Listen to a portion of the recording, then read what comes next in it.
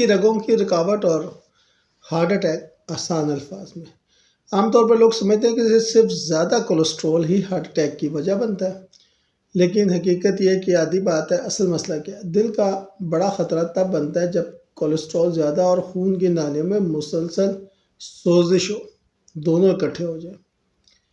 رکاوٹ یا بلاکیج کیسے بنتی ہے؟ خون کی نالی کے اندر سوزش پیدا ہوتی ہے، نالی کی دیوار کو نقصان پہنچتا ہے، جسم کے اس حصے کی مرمت کے لیے سفید خلیے پروٹین کولیسٹرول وہاں بھیج دیتا ہے، یہ سب اکٹھے ہو کر سخت تہ بنا لیتے ہیں جسے بلاکیج کہتے ہیں۔ اگر بلاکیج پھٹ جائے تو وہاں خون جم جاتا ہے اور ہارٹ اٹیک ہو سکتا ہے۔ بہت سے لوگ صرف کولیسٹرول کم کرنے کی دوا کھا کر مطمئن ہو جاتے ہیں، لیکن اگر سوزش ختم نہ ہو تو رکاوٹ پھر بھی بڑھ سکتی ہے۔ اس لیے صحیح علاج وہ ہے جو کولیسٹرول کو بھی کم کرے اور سوزش کو بھی ختم کرے۔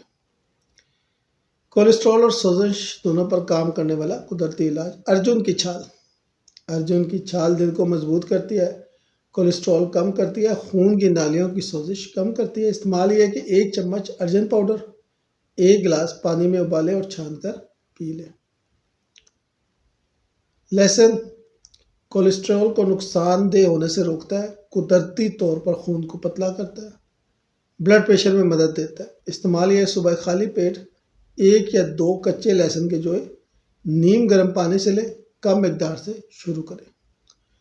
بہت ضروری احتیاط ہے کہ یہ سب ڈاکٹر کی دوا کا بدل نہیں۔ دل کے مریض اسٹینٹ خون پتلا کرنے والی دوائیں ڈاکٹر کے مشورے کے بغیر کبھی بند نہ کریں، یہ قدرتی چیزیں سے مدد کے طور پر استعمال کی جاتی ہے۔ دل کی صحت کے لیے طرز زندگی بدلنا ضروری ہے۔ غذا جیسے زیادہ فائبر والی چیزیں، دلیا، جو، السی، سبزیاں اور پھل، کم چینی، کم جنک فوڈ، ورزش کم از کم 30 منٹ تیز واک، ذہنی سکون جیسے یوگا، مراقبہ، گہری سانس کی مشقیں۔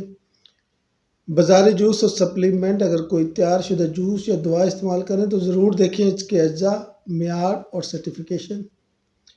آخری اور سب سے اہم بات، دل کی رگوں کی رکاوٹ صرف کولیسٹرول سے نہیں بنتی، اصل وجہ ہے کولیسٹرول پلس سوزش، اس لیے علاج بھی دونوں کو ساتھ لے کر چلنا ہے۔